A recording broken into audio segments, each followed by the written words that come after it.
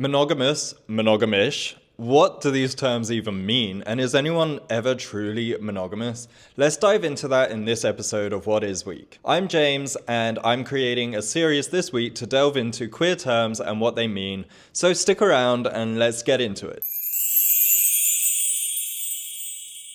We all know what monogamous means. It's a relationship where you commit yourself wholly to one person and that is it for the rest of your life.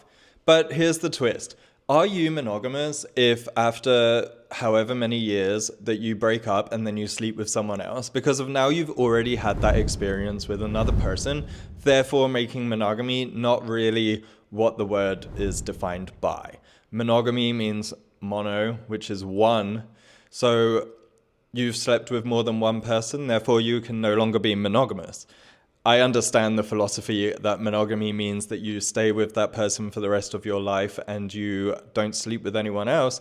But the moment that you sleep with more than one person, technically you have broken what monogamous is. That's something for you to think about and let me know what you think in the comments, because that is something that I find really interesting and a really interesting perspective of that.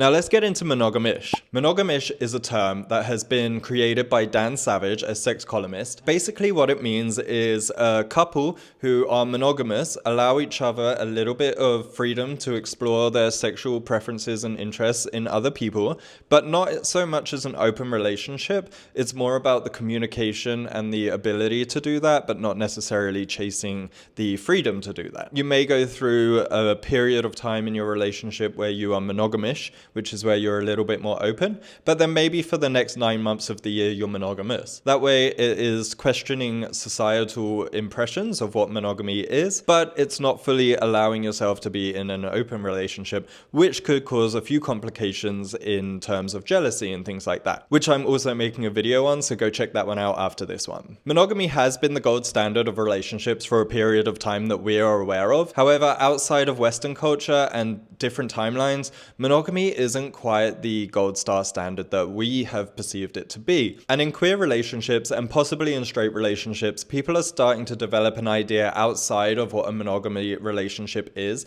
and exploring other realms that they can get into, such as monogamish. For some, strict monogamy feels really restrictive and they would like the freedom to be able to go out and explore. And we know that because of how many people in a monogamous relationship end up looking elsewhere for certain things and then their relationship breaks down. Have you ever had a partner that cheats on you? Maybe they wanted something more monogamish or an open relationship, but they're just too scared to admit that. Have you ever cheated on your partner?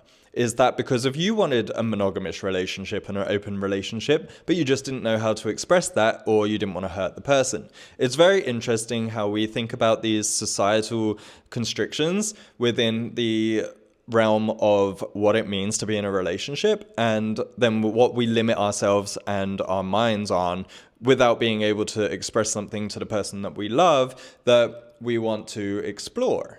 So next time you jump into a relationship, or if you're in a relationship and you have these thoughts, maybe think about that and what that means and be able to communicate with your partner about it.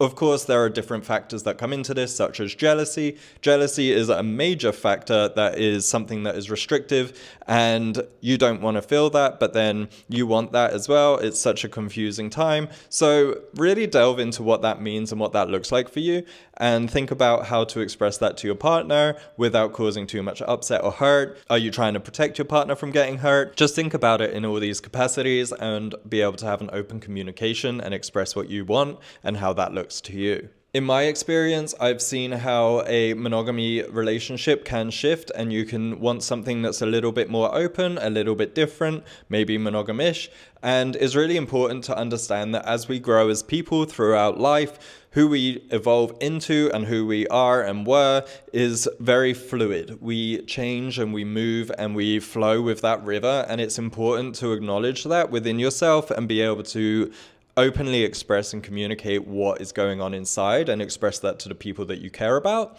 rather than trying to suppress it, because at the end of the day, when you suppress anything such as emotions or this topic, for instance, eventually it's going to find a way out and it's going to be more destructive than if you're able to communicate that with your partner or your friends, etc., etc. To sum it up, monogamy is about strict exclusivity. Monogamish is a little bit more freedom orientated, but not quite an open relationship. And it does allow us to question what these concepts are for each other and what we really ideally want out of life. So don't be afraid of them. So what do you think? Are you team monogamous? Are you monogamish? What are your thoughts on this? And have you ever been in either of those relationships and it hasn't worked out? Let me know in the comments. And if you're enjoying this queer culture deep dive, don't forget to hit like and subscribe. And I will see you guys in the next video that's coming out very soon. Have a good night.